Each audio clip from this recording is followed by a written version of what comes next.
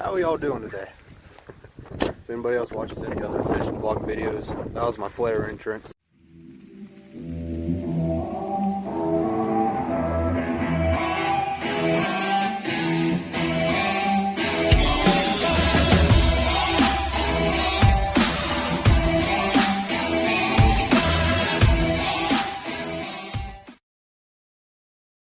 Back on the puddle today. Beautiful. Where you at? Beautiful Saturday afternoon, about 3 o'clock. It's been pretty cold here lately, so figured come out here, try the pond, wait till the afternoon so the sun gets up, kind of warms up the water a little bit, because the pond's kind of frozen. And I think I have some thin ice I can break up and get to. But let's take a look at this. Look at all those chickens. We're back on the pond. You can see around the fountain there's a nice little hole open up. The rest of this, I haven't checked the ice thickness, but over here on my spot, it's not as far out, so I think I can probably toss some rocks and break that up. But around the rest of the pond, it's pretty frozen.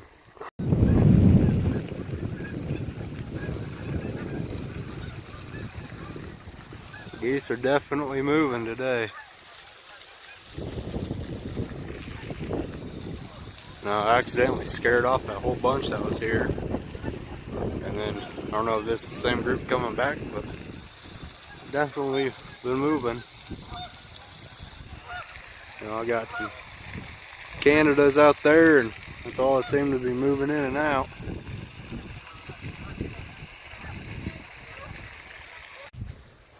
Holy crap. I didn't realize the pond was this low. I'd say that's probably a foot and a half low, maybe 2 feet. That water would go up to that bank right there. You can see right here, the water would be up above, I mean, you could just see above them rocks is where the water would be. But on this pond, since we had that polar vortex, the pond's been frozen over here this past week, and the mill race is frozen over. I think that's why this pond's low, because the mill race feeds this pond. There's a little spillway over there that lets water run in and out, or a pipe, however it works. But it's crazy, because that spillway, it moves a lot of water, and it's always full, because there's a spillway over there, and yeah. I just wanted to show you the pond, and the water was low. And while I was over here, I wanted to show you, kind of stinks when you lose your fishing spots. Because I'll show you here a little screenshot of the park layout. In the park, we have the Nenasko River that runs through, and it forks on the west side of the park and goes around the north and the south side. And over here on the north side, right here, this is the north side here, and it runs around the park. Well, this water is actually kind of high lately, but before this water would be up a little bit more. I don't know if you can see in that shadow, you can see the bottom, you can kind of see the sand maybe, but before, in September and October, we had a lot of rain come through this area. We had massive flooding. I think I might still have some clips on my phone. But over there, that is under probably 4 or 5 foot of sand that was brought in. And that whole area used to be low. But yeah, if you can see that, that used to be a little, I don't know what you call it, like a lagoon, where the river would kind of backfeed in through there. And it used to be a honey hole for frogs. But this whole north side used to be my spot where there was a channel probably that wide. I mean, maybe 10 foot wide, 3.5, 4 foot deep. And there used to be hundreds of carp that would run through here. And there'd be a bunch of carp, a bunch of bluegill and crappie. Bring the fly rod down here, do some bow fishing. Oh, it was a hell of a time. But since we had all that rain, that hole, it's gone. Because that water ain't no more than a foot deep now. But yeah, just to give you perspective of that rain. If I haven't, I'll put in some clips after this. But when we had that rain, all of this was underwater. I kid you not, the water was maybe a foot. Well, it was probably up to this tree, and that's maybe a 8-foot drop. So yeah, this whole area was underwater. Underwater. Like, okay, these trees here, it was probably up to that stump, if I can point it out. Right there, if you see it. That water was over that stump. I mean, a lot of water came through. A lot of water. It's just crazy. Yeah, I think I'm gonna take a day. I'm gonna have to take a day here this spring or summer when it warms up. Walk this river, try to find my holes, try to find my fish again. That way I can do some more bow fishing and whatnot this summer when you have more daylight and all this and that. But yeah, it's crazy how much things can change in just a little bit amount of time. It's crazy. So, but yeah, I just wanted to share that little bit. And like I said, I'll put in some clips from the flooding and everything, just kind of show you. And I'll show you the mill race. It's frozen over right now. So this is the mill race I was telling you earlier. It's on the south side of the pond. So there's our spillway. Water's still moving a little bit, but over top it's nice and frozen. And I think since a lot of that water ain't moving, it's the reason why the pond is slow. But right there, that gate, that's what opens up and fuels the pond.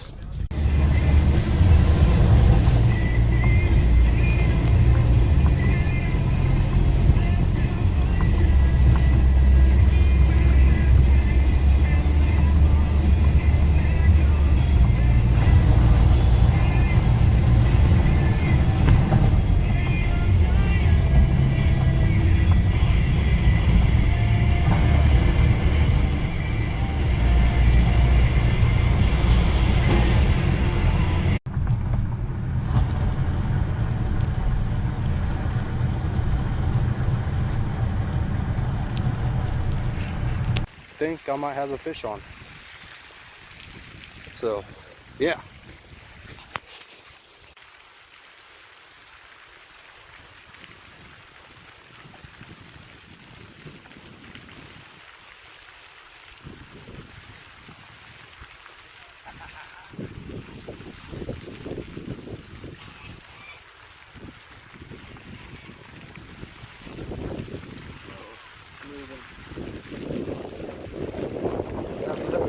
Been down here for about an hour. Step away for a few minutes and look at there, little channel cat. Look at the belly on him. He's been eating. He, she, whatever. Got a little belly on him. Man, he must have really wanted it. Choke the hook right there, the top of the head. Get you out. There we go. Good little buddy.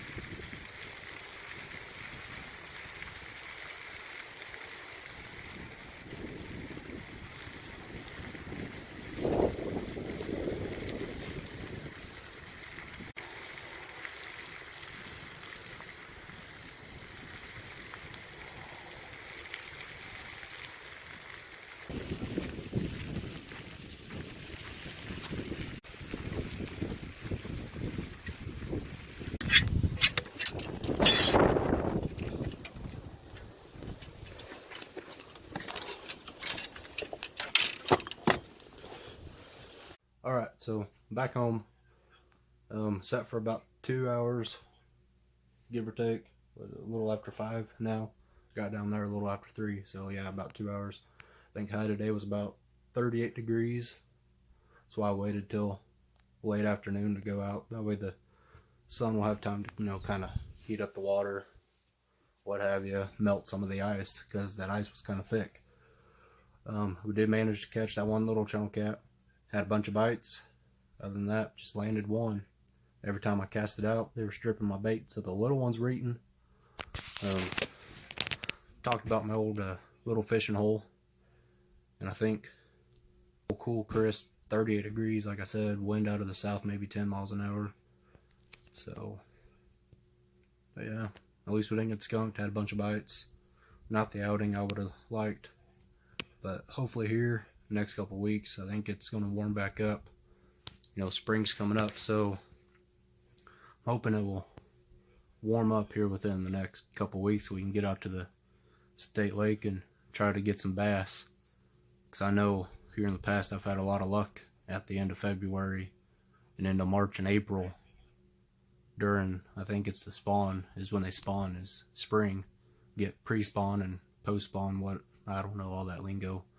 But, you know, I don't have a fancy boat, so I like to do my bass fishing in the spring and early summer before the bass head out into deeper water. So, yeah, hopefully I can get some better videos out there.